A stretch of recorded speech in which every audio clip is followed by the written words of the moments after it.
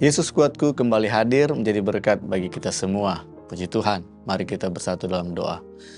Bapa dalam surga, terima kasih ya Tuhan buat kebaikan-Mu yang membuat kami bisa ada sampai saat ini. Ada kesempatan lagi yang Kau berikan untuk kami dapat mendengarkan, merenungkan, dan untuk kami dapat lakukan kebenaran firman-Mu dalam kehidupan yang masih Engkau percayakan.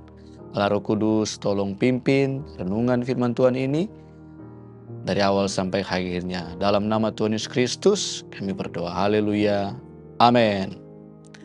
Bapak, Ibu, saudara-saudari yang dikasihi diberkati Tuhan, judul renungan firman Tuhan saat ini yaitu menegur dengan kasih. Kita lihat terlebih dahulu ayatnya di dalam Amsal 27 ayatnya yang kelima. Amsal 27 ayat 5, demikian firman Tuhan. Lebih baik teguran yang nyata-nyata daripada kasih yang tersembunyi. Nah, yang pertama yang akan kita lihat di sini, apa arti dari menegur dengan kasih, Bapak Ibu? Nah, menegur yang dimaksud di sini bukanlah menyapa, memberi salam, mengajak bercakap-cakap seadanya, tetapi menegur yang di sini berarti mengoreksi atau memperingatkan atau menasihati. Menegur dengan kasih itu Bapak Ibu, kita dapat memberikan koreksi, peringatan atau nasihat kepada seseorang dengan ketulusan dan niat yang baik.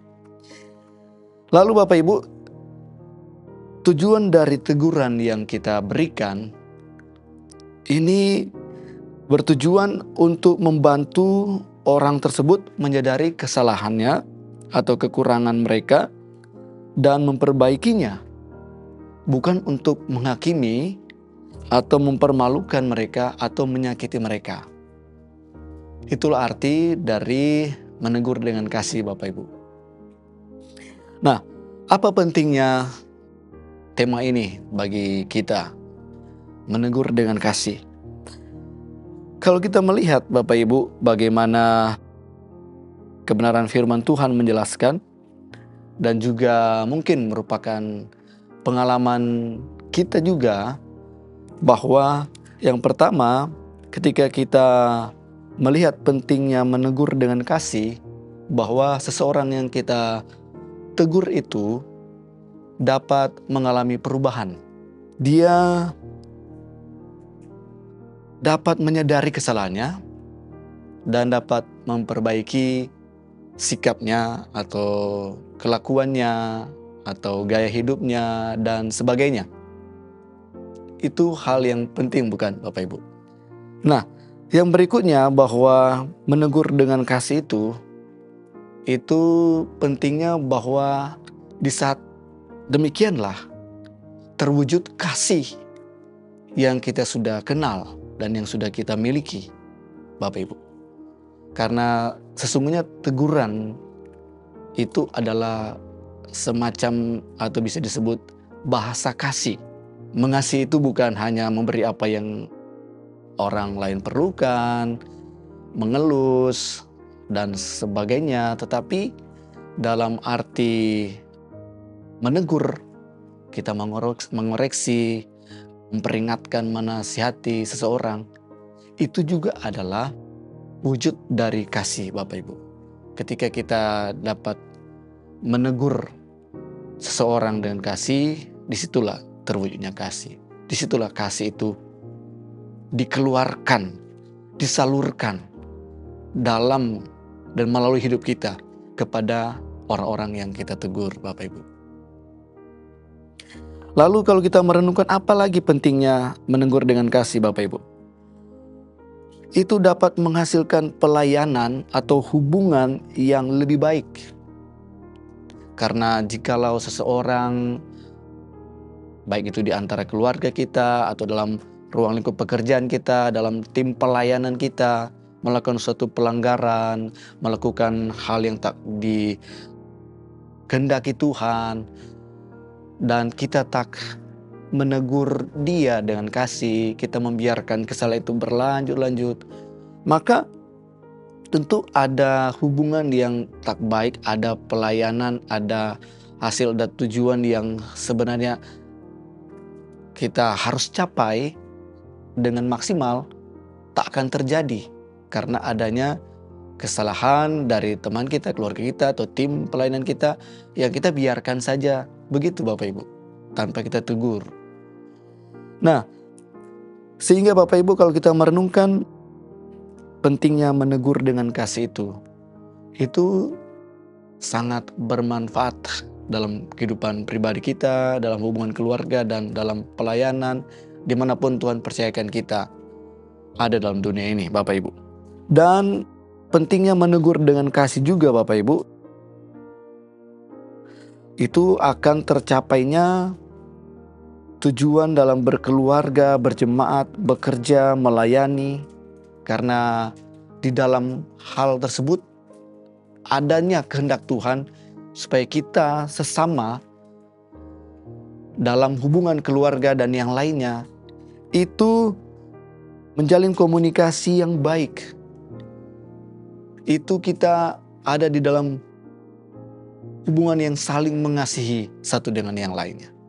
Itu diantaranya Bapak Ibu, pentingnya kita dapat menegur dengan kasih. Nah, dan yang bagian yang terakhir yang kita akan lihat bagaimana cara menegur dengan kasih Bapak Ibu.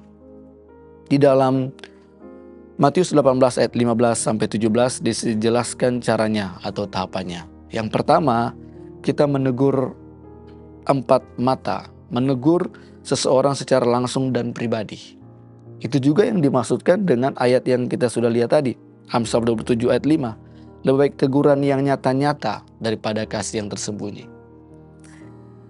Kita menegur seseorang secara pribadi, secara langsung, secara terbuka, dengan kejujuran, dan dengan apa yang kita lihat arti dari menegur dengan kasih, itu dengan ketulusan dan niat yang baik Bapak Ibu.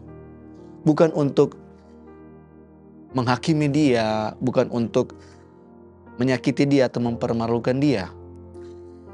Nah, lalu kemudian Bapak Ibu, jikalau hal itu pun tidak dihiraukan, teguran kita, peringatan, nasihat kita secara langsung dengan orang tersebut yang kita tegur, maka dijelaskan dalam ayat-ayat dalam Matius 18 ayat 15 sampai 17.